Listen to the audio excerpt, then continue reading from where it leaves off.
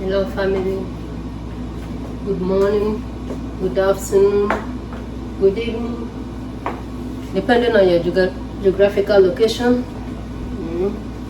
Yeah, thank God for today we are alive in the land of the living. Yeah, welcome to my channel, God is able 2021. Yes, our God is able to do all things. There is nothing too difficult for him to do. For us to be alive today means that God is able. Yeah, today I want to teach us how we prepare one of our traditional delicacy stroke recipe. This recipe usually I would say that people appreciate it more during the festive period, or when we are having an occasion like traditional marriage, child dedication, house opening, anything, birthday, like burial ceremonies. Yeah, our people enjoy it both when they are happy, when they are mourning. And do you know that the unfortunate thing about this recipe is that even when you are mourning, it's one of the major things that you are to present to your kinsmen. When you don't give it to them, they're gonna fine you. Yeah, you will be fine. And it doesn't only end with the fine. They will go out in the society and they start talk about you that look at you, you did burial, that you were not able to afford to give them this delicacy. And what am I talking about? Ugba.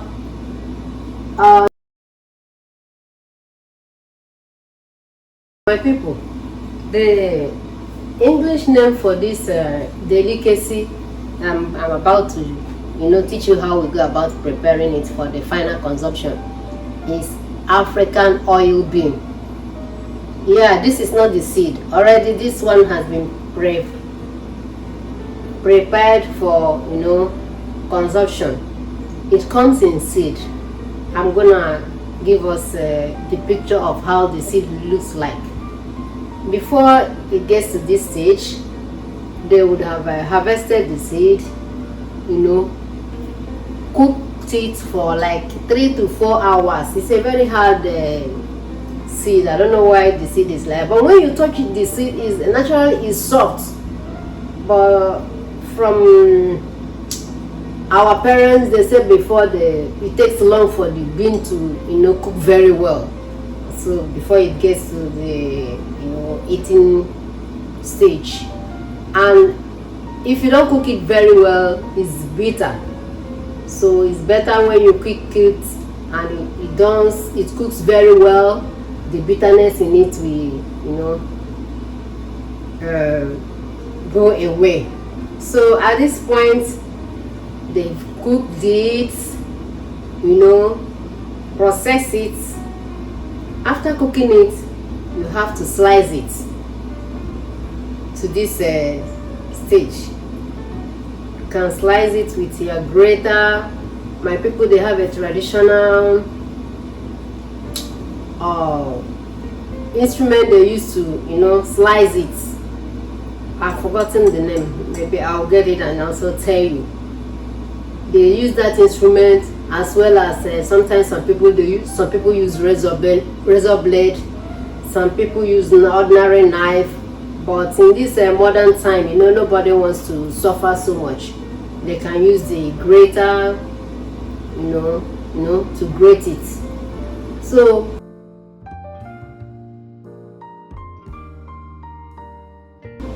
after they have grated it to this stage, then you cook it again.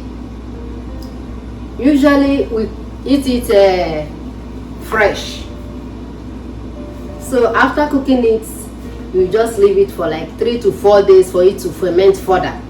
In that fermenting process, all it takes is just for it to soften also a little bit, and it tastes better when it is in that fermented state. It's a proteinous food actually. Maybe that's why my people always crave for it. They always want it whenever you are doing an occasion. If you are hosting anybody and you have not presented this with the garden egg, the meat, and a lot of rich riches and good things on it, that you enjoy it. That's why my people always, they can fight for it, yes, and because you denied giving it to them. So this next weekend is Easter weekend, and I'm using this opportunity to wish us happy Easter in advance. In just few days time, we're gonna do Easter for this year, April. So what I want to do now, I want to prepare this down before the weekend for Easter, because if it doesn't ferment very well, if you eat it, so I keep it for some days. After boiling it, wash it, prepare it my own way that I've devised to ensure that I ferment it like the one we eat at home. Yeah, so got to follow me along. So now this process, I'm gonna pour it into the pot, cook it like for 30 minutes before sieving it out the water, then doing the needful for it to ferment.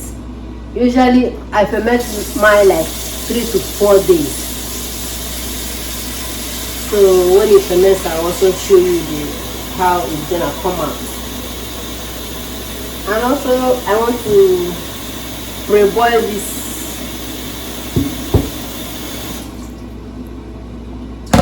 I want to pre-boil this stockfish. Yeah, this is what we used to eat the Ugba. It's not as if this is the only thing in my place that you used to eat it. You can use okporoko, you can use anu, cow meat, goat meat, any type of meat of your choice can go. Any fish, dried fish, fresh fish, fried fish, choice of yours can go with the Ugba.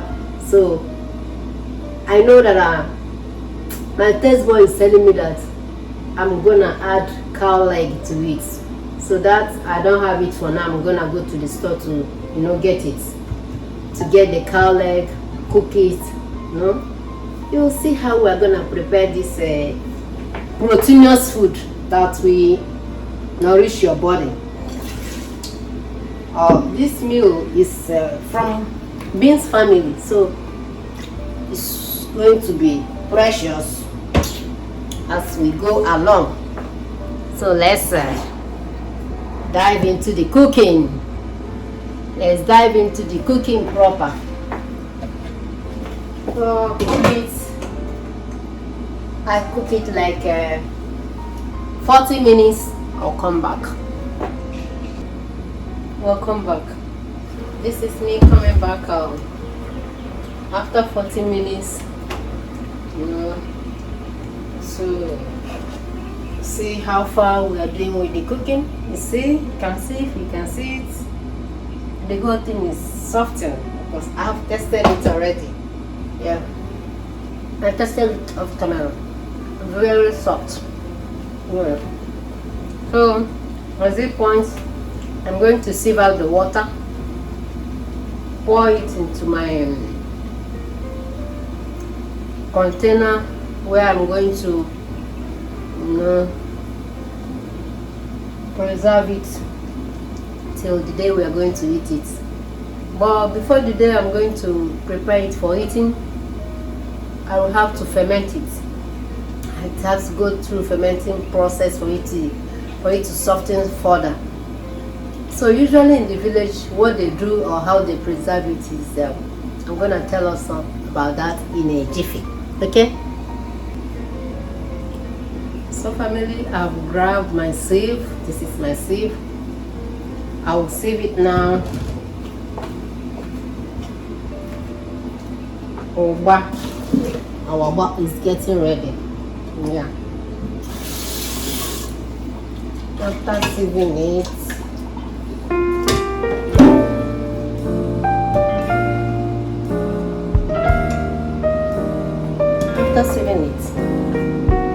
something prefer to eat it this way. Some people don't like it too soft, but for us we like it when it's very, very soft.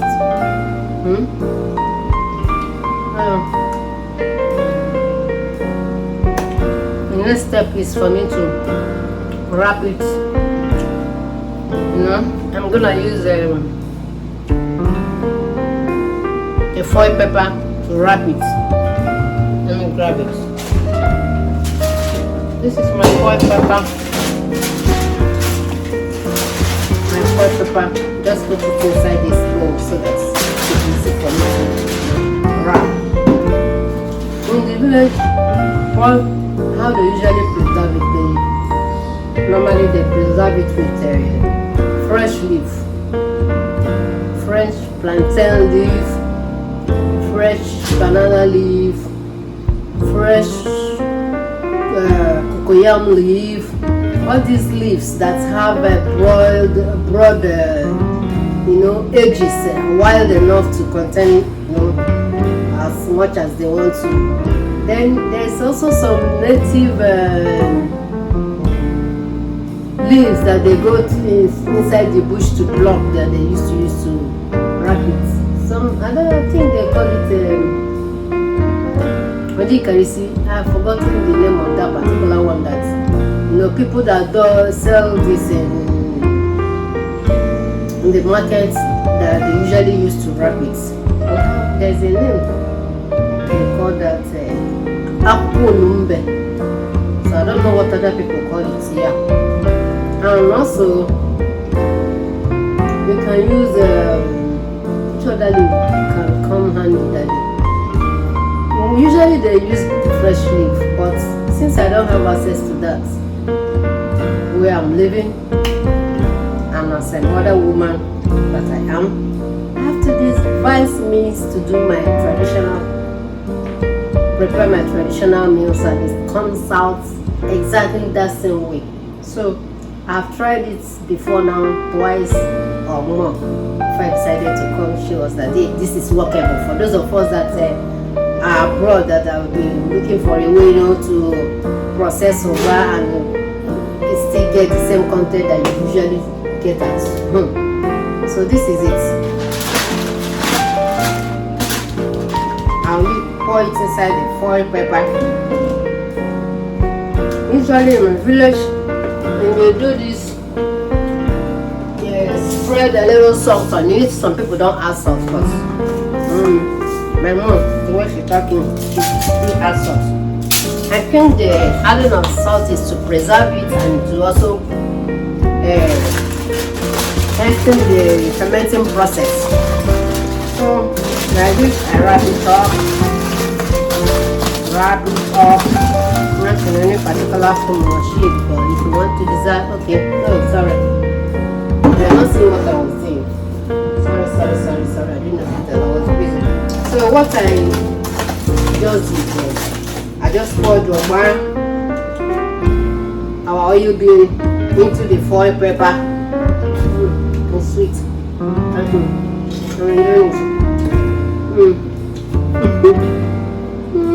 Can't wait for Easter to enjoy this soba with the coolest. So just pour into this wrap. Since I don't have the fresh leaf. Okay, they equally use cashew leaf. Yeah, when you want to use the small leaves, you just pack as many leaves as possible so that you'll be able to wrap it very well and you have a lot of parts. So with this, it is in the village, they wrap it like this. Use something to tie it. They usually cook with firewood, and what they do, they either put it beside the firewood as you are cooking your food. The heat from the fire, helps it to ferment further. But sometimes if they don't know what to do, they keep it under the sun. For me, I don't know how to do it with my electric cooker, so that when I keep it beside the burner, the heat from there, we try to assist it to ferment. What I usually do, I put it in Ziploc bag. Okay, when I put in Ziploc bag. I put it under the sun, and usually in the evening I will bring it out in the morning hours and take it back, bring it in the evening between 5:30 to 6. Okay? Why I usually do that is that, well, here where I'm living, the sun is tense. In Florida, the sun is tense. So if I leave it for 3 to 4 days, it will give me that same texture and it will ferment very well.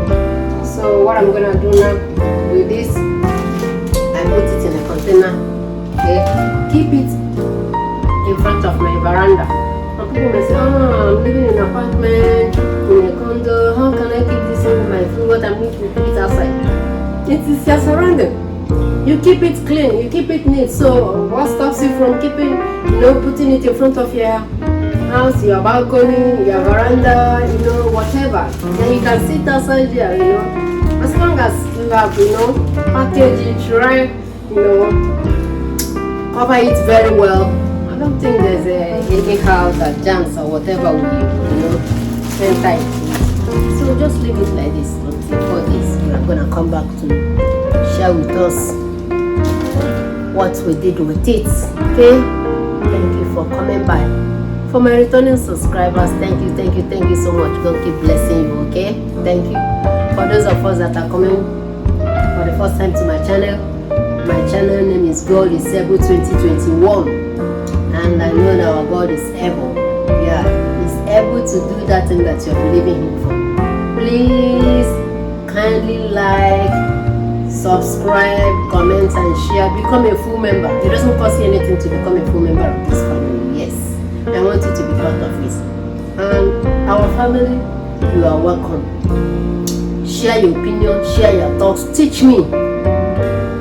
Nobody's an island, nobody is the all-knowing except God. So the way you do your own, you can teach me so that I can equally learn from it.